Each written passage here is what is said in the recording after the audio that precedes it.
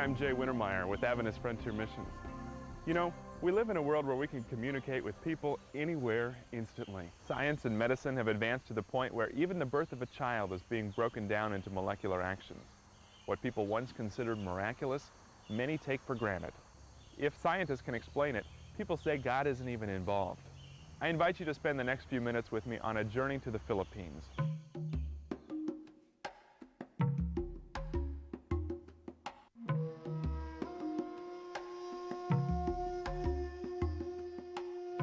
On the Philippine island of Mindoro lives a people known as the Alangan. This mountain tribe has worshipped evil spirits for centuries. In 1994, Adventist Frontier Missions began a project reaching the Alangan with the gospel, training them to share Jesus Christ with their own people. Come with me to Mindoro and see for yourself if God still works through miracles.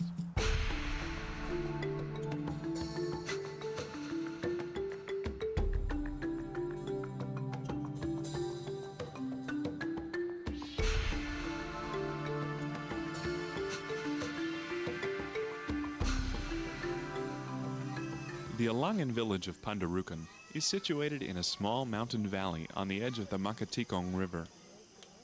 Each morning, cooking fires send up a blanket of smoke that covers the primitive huts with a pale, translucent haze.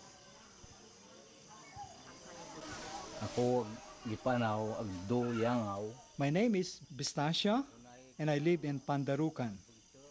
One morning, I woke up and began to build cooking fire for breakfast when I noticed that my house was shaking. Our homes are built on platforms above the ground, and termites often eat the main supports, so we frequently have to rebuild. I decided that I would climb further up onto the mountains to find some good wood to replace the weakened timbers.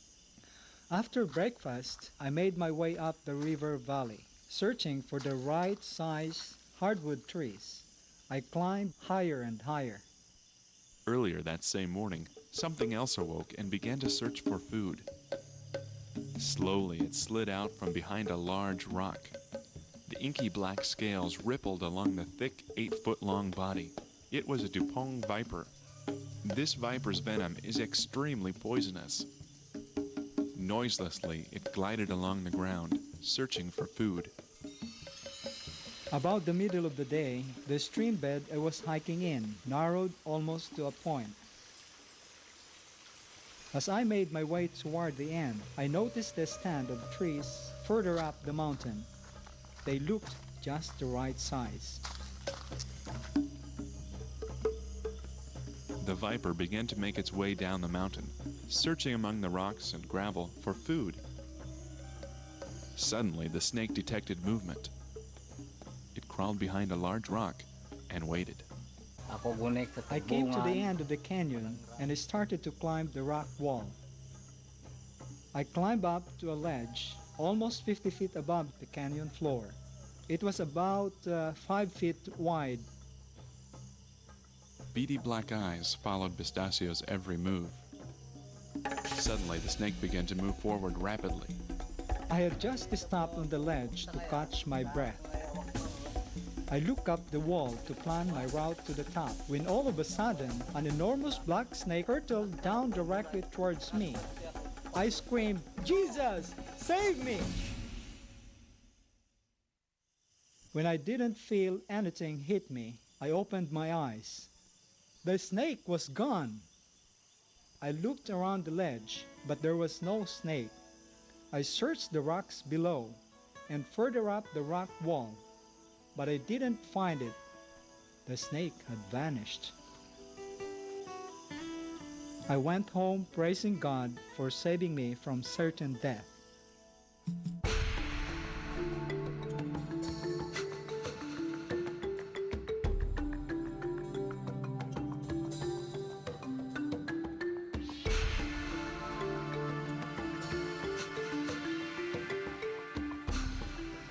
Ramon grew up high in the mountains of Mindoro.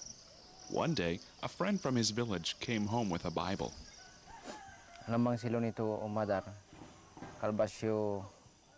I could hardly believe it. A real book that talked to you? I begged Lunito to make it talk for me. He proudly opened the Bible and slowly traced the words with his fingers. In the beginning, God created the heavens and the earth. In the weeks and months that followed, Ramon watched Lunito read the Bible. Lunito read about the powerful God who answered prayers. Ramon decided to see if God would answer his prayer. God, I prayed, I want to learn to read as fast as I can and to be able to write fast and neat. Amazingly, he soon began to pick out letters and words. Before long, he was reading and writing on his own. God had answered his prayer and taught him to read and write. God did care about him. One day, Ramon heard there were missionaries living in Pandarucan. It only took one visit to the little village at the foot of the mountains to light a burning desire in his heart to know more about God and the Bible. He longed to move to Pandarucan, but the elders in his village refused. One night, Ramon had a dream. Jesus stood before me. He was clothed in brilliant white light. Why have you called me? Jesus asked. Oh, Jesus, I cried. I want to live in Pandarucan so I can go to church and learn the answers to my questions. Don't worry, Ramon, Jesus said. Soon you will move there. And he pointed over his shoulder in the direction of Pandarucan. Slowly the dream faded and I woke up. Ramon's desire to move to Pandarucan grew, but the elders still refused to let him move. Then one day, his wife Julian fell to the floor of their hut unconscious. When she awoke, she had lost all feeling and strength in the left side of her body. She had a hard time breathing. Ramon was terrified and immediately began praying for her healing. However, as the days slipped into weeks and the village elders performed spirit ceremonies, Julian did not get better. Finally, the village elders met to discuss the situation. They decided Julian wasn't getting better because Ramon was reading the Bible. I was devastated. How could I stop reading the Bible? At last, I reluctantly promised to stop. However, late at night, after everyone was asleep, I would pull my blanket up over my head and use my flashlight to read. Weeks turned into months, but still there was no change in Julian's condition. One night, the village elders caught Ramon reading. Ramon, you will have to stop reading the Bible. Don't you want your wife to get well? Reluctantly, Ramon put the Bible away and didn't pray or read the Bible for 3 months. The elders continued Julian's treatments with no results. I became very discouraged. Why hadn't Jesus heard me and healed my wife? Perhaps the old men are right and there is nothing to this Jesus. That night, I had another dream that gave me the desire to read the Bible and pray again. One evening, as Ramon was reading from the Old Testament, the thought came to him that the patriarchs built altars before they prayed. Why shouldn't he try it? The next morning, I hiked to a remote, secluded place and began to construct an altar.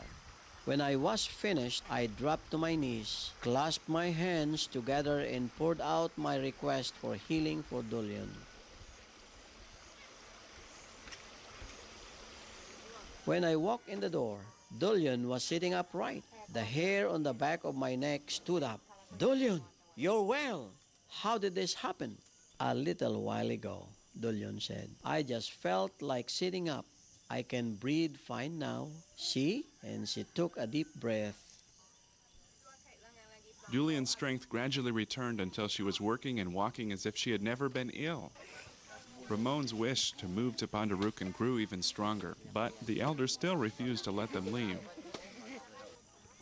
Then one day, after Ramon helped save the lives of many sick children in the village, the elders allowed his family to move to Pandarucan. Within 2 weeks, he, along with 6 other young men, was baptized in a stream near the Amnai River. Ramon has a heart for the Ilangan people, and it seems that God, through dreams and life experiences, has been preparing Ramon to be a leader among the Ilangan. After Ramon moved to Pandarucan and was baptized, he continued praying for the people of his village. Time after time, he visited with them and invited them to move to Pandarucan so they could learn about God and the Bible. Eventually, Ramon was able to see his entire village move to Pandarucan, and all of the elders who once opposed his reading the Bible and his move to Pandarucan were baptized. Today, Ramon plays a key role in the Alangan Seventh-day Adventist Church.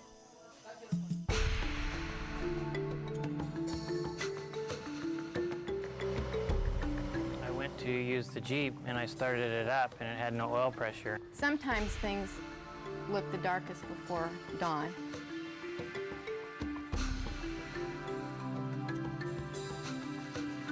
One Sabbath we had a fellowship in Sublime, and usually the lowlander fellowships we try to run a shuttle service with our Jeep so that all the church members in all the different Mungan villages could also attend. And so this particular Sabbath, Curtis was driving the Jeep. During the dry season, we like to use the shortcut through the Patrick River. The problem is there's some deep canals that you have to go in, and it had rained the night before, I believe, so there was lots of water there.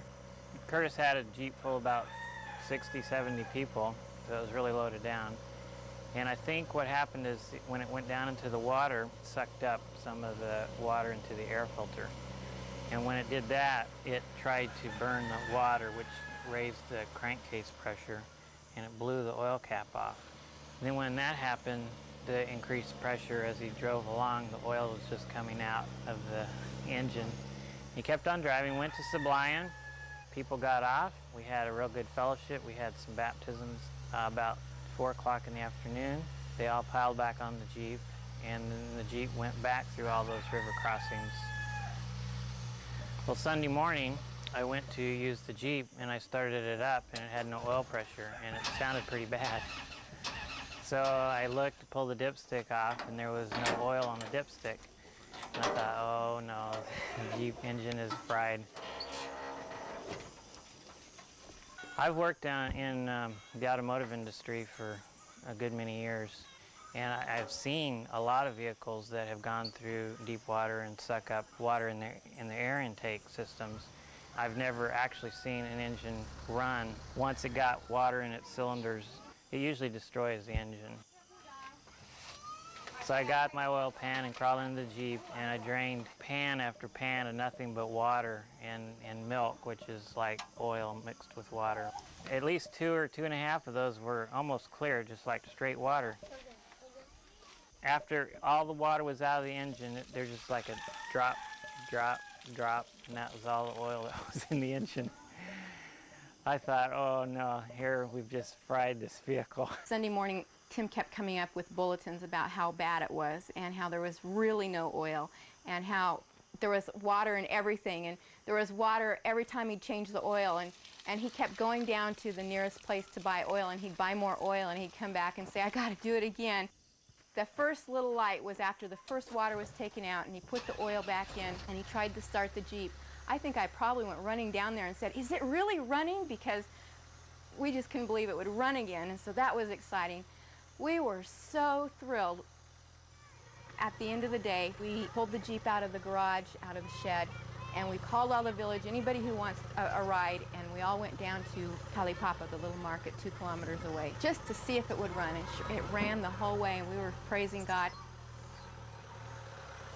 You know, when I started the Jeep up the final time with all the oil in it, smooth as silk, no knock, I can't detect any difference in the engine or in its power. It's not burning any oil.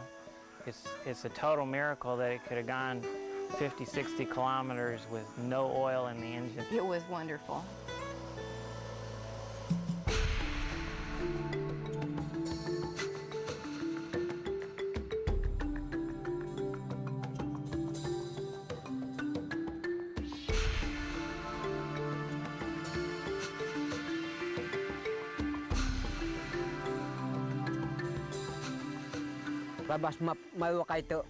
I have worshipped the spirits all my life. When I got sick, I would go to the witch doctor for healing. Usually, he would kill a chicken and brush its wings back and forth across my body as he prayed to his favorite spirit. It always seemed to work. Well, there was a dry spell where we didn't have any rain for quite a few months. And so all the Mungan mountain farms dried up, and so they were very, very hungry. Many people died of starvation. We were so hungry, I decided it would be better to kill one of the lowlander carabao than starve to death. I took a few men with me and we went down to where the carabao were grazing. I knew it was wrong, but we killed some carabao anyway. I don't know exactly whether they killed all three in one night or whether they killed one night and one the next week and one the next week. But anyway, a total of 3 carabao were killed. Of course, when the owners learned that their carabao were dead, they were furious. Groups of lowlanders made midnight raids on our villages. They stole our goats and other livestock. They even threatened to kill us. Finally, the mayor of the biggest lowlander city near our village called a meeting. So what happened is the mayor said those people will pay for those carabao.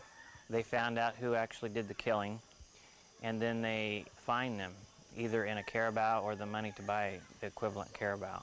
They took up a collection from all the villages and paid off the fine, paid off the carabao. Then those responsible had to work off their debt to these other villages. Well, Minto was assigned to Pandarukan. Rosita and I moved to Pandarukan to work off my debt. One morning, I heard singing. It wasn't like most Alangan songs, so I got up to investigate. It was coming from a building on the edge of the village. Peeping around the door of the building, I saw men, women, and children with clean, shining faces. I slipped into the back row and listened. I watched as a missionary told wonderful stories. I enjoyed it so much, I decided to come again. Rosita never came with me, but at night I would share what I had learned with her. Not long after our arrival in Pandarukan, Rosita and I had a little baby boy. We named him Simon. When he was 4 months old, Simon got a cold. He sniffled and shook his little head, trying to breathe easier. Nothing we did seemed to help. In fact, it wasn't long before Simon had pneumonia. Rosita and I considered asking a witch doctor to perform a spirit ceremony to fight the spirits. But something inside me made me hesitate. I knew from listening in church that God was more powerful than all the spirits. The next Sabbath, I asked the church members to pray for Simon. Don Holbrook began giving him medicine and steam treatments. Sabbath afternoon, we were in our AY afternoon program. Suddenly someone came running over to the AY and said, "Ma'am, hurry up, come quick, Simon's really sick." So I went with him. I could not believe how he looked. It was not the same fat little healthy boy I'd started on an antibiotic yesterday. He was sick. He was struggling to breathe. He was too weak to even cough. He was laying flat in the hammock, and that's just really hard when you're having difficulty breathing. So I had his mother sit him up, sit in the hammock and hold him upright in her lap, and I listened, and there was hardly any air moving in his lungs. He was so sick. His lips were turning blue and his fingernails were blue. I prayed with Rosita that he would be given life until the time that the medicine would work. He was getting worse and getting worse and worse. Simon was dying. His little face was pinched and blue. Gradually, he became weaker. His pulse flickered and faded. The end was very near. Minto said, "Pray for him." So we prayed together, and I looked up and his head was drooping down and his eyes were glazed over like they often do just before they die. And he was just really struggling to move any air. Just then, his head dropped onto his chest and he wasn't breathing.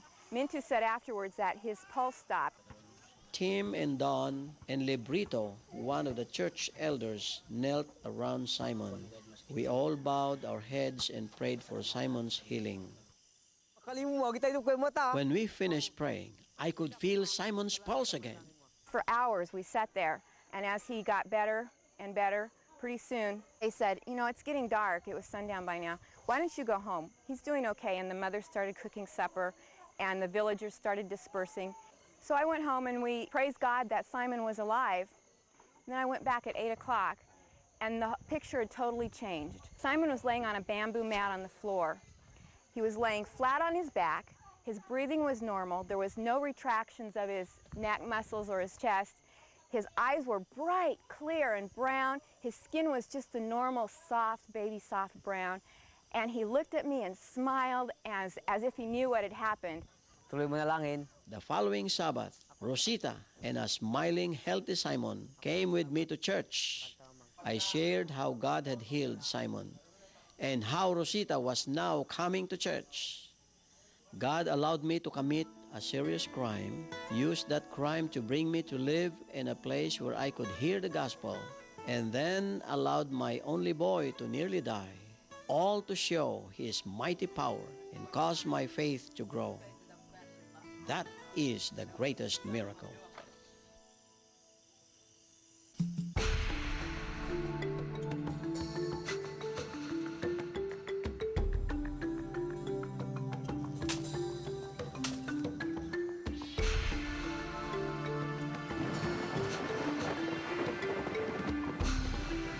One night, Lenito came up to our door and gave us a bunch of bananas, and we started talking, and he told us that we had a fire and God saved me. And we said, "You had a fire and God saved you? Tell us about it." He was out building a rice paddy in the delta area of the Umnai River. Well, one day he was working there, and attorney, one of the young people, was helping him, and also an old man that has TB that Lunita has been treating. They built a little dog house, like I call them dog houses. They're little, just a piece of thatching, maybe 4 feet high, and that's where they stay at night. Well, the old man and attorney were sitting in there cooking their noon meal, but all of a sudden, attorney and the old man smelled smoke, and so they look out behind their house, and here's this wall of flame coming down towards them. This fire was like a mile long and about 30, 40 feet high, and the wind was blowing it directly towards them.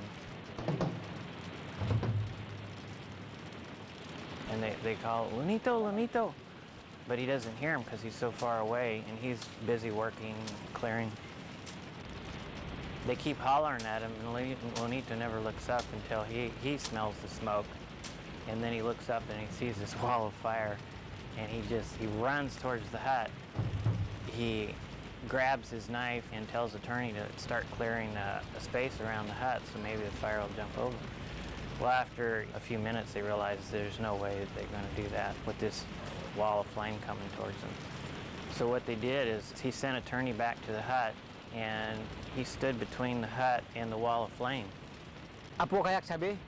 The fire came within a foot of my hut. There was nothing I could do, so I prayed, "God, if you want us to live, please save us." Immediately after I prayed, a wind came from behind me and blew straight onto the fire. When he prayed, the fire had come up within a foot of his hut. The fire splits in two and went over and around the huts. The winds were so forceful that you could see smoke and stuff swirling on the edges, and you could hear the howling of the wind as the two winds hit. So when I heard that, I was sick with malaria, and I was really hardly moving. But I said, "This, I got to see." So the next day, we took Lenito and Don and myself and John and got in a Jeep and drove out as far as we could and then hiked in quite a ways. We walked through some rice paddies and just kept walking and walking, and pretty soon it just got into a dry riverbed. He said, "Now here's where I plow," and we walked across, and where the plowing stopped, there was just this sawgrass standing, a little bit of it, but it was just black. All the canes were just black all up and down. He said, "This is where the fire was." There was his little hut, and the clearing was maybe 20 feet across. And we walked until we came to the hut. We were walking through black that had been charred and burned. We came to the first hut and we walked out onto new sand. And we looked at this spot, and sure enough, the hut was right here, 6 inches away from the back of the hut. There was a line of black grass, just charred ground. And then you could see on the sides where the fire continued on down. This brown, dry grass had no ashes on it. None of the grass had been touched. The cinders hadn't blown over, the ashes hadn't blown in. And Lunito was showing me it was maybe this far between a tree and his house. And I walked all the way around them, and you can see the grass coming up to behind their house is black.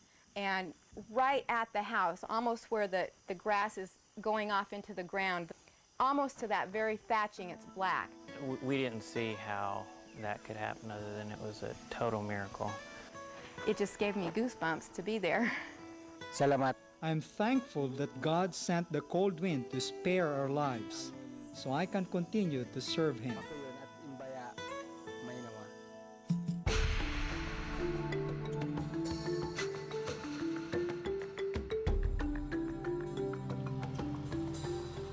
These stories and countless others like them are ample evidence that God is working mightily among the Alangan. Miracles?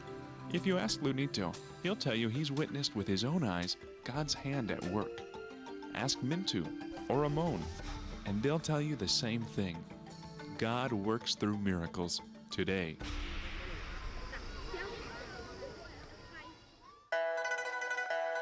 Adventist Frontier Missions trains and equips ordinary people for the extraordinary task of reaching into unreached people groups, raising up new believers, and planting growing churches. Just like Tim and Don Holbrook, AFM has dozens of other missionaries around the world raising up new believers in unreached people groups. Would you like to make a significant impact on the world for Christ through missions? There's 3 ways you can do that. First of all, you could pray. Jesus asked us to pray. He said, "Pray for the harvest, for the harvest is great, but the laborers are few." The second thing you can do is answer Christ's call in Matthew 28, and that's to reach the unreached. Go and be a missionary. There are thousands of people groups around the world, approximately 10,000 unreached people groups, and you can make a difference. Finally, you can be a missionary sender. AFM and all of our missionaries are entirely supported by generous gifts from people just like you. If you'd like some more information, our phone number is 1-800-YES-4AFM. That's 1-800-YES-4AFM. You can also visit our website at afmonline.org.